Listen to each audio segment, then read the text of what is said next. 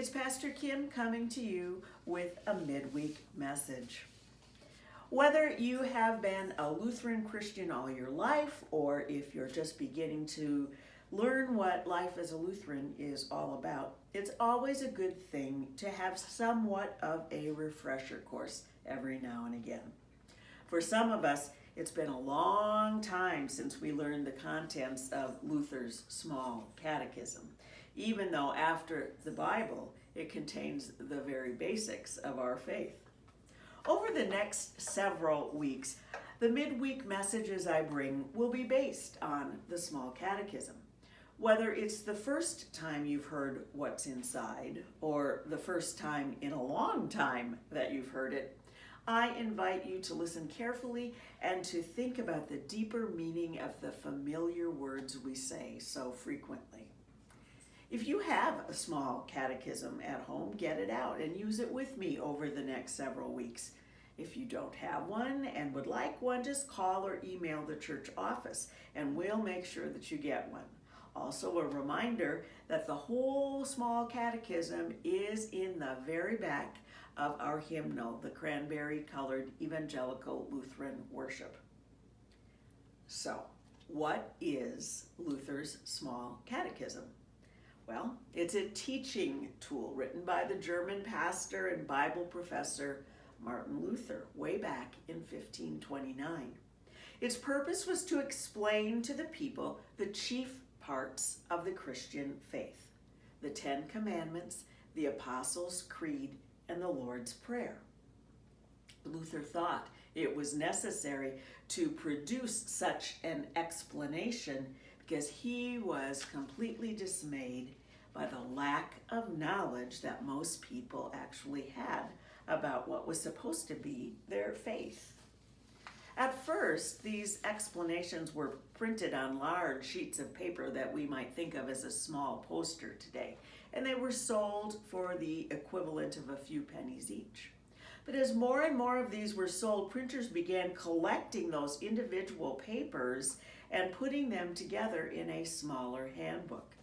Eventually, Martin Luther wrote a preface to this handbook, and he added some other sections, which we also consider to be very important parts of our faith formation, namely explanations of the sacraments of Holy Baptism and Holy Communion. Luther put his teachings together in a very particular order. Here's why. He likened learning the chief parts of the faith to a visit to the doctor. Luther begins with the Ten Commandments, which he says is like the doctor's diagnosis. We, every one of us, has an illness called sin, and there's nothing we can do to heal ourselves, just as there's no way we can obey the commandments perfectly. But then the doctor gives us the good news, the prescription, as it were. Here Luther is referring to the Apostles' Creed, which tells us who God is and what God has done and continues to do for us through Christ Jesus. The salvation we claim and confess in the words of the Apostles' Creed make up the healing that we need. And in these days when the topic of vaccines is so current, you might find it interesting that Luther considered the Lord's Prayer a daily dose of important medicine, reminding us to pray and reminding us of the source of life and all that we need for it to flourish. You'll also notice that in Luther's explanations, he begins with a very simple question. What does this mean? Or what is this? Just as the question is simple, so were Luther's answers.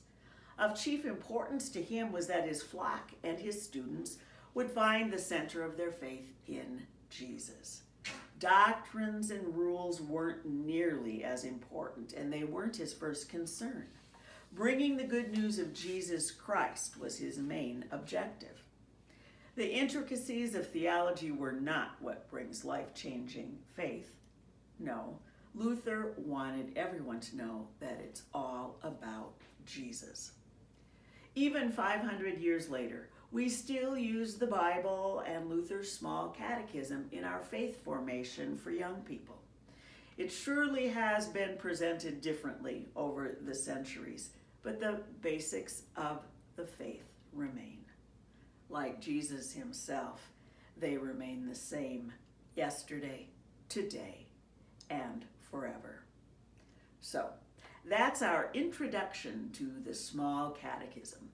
Tune in next week and we'll begin to work through this handbook on the basics of our faith over the next several weeks.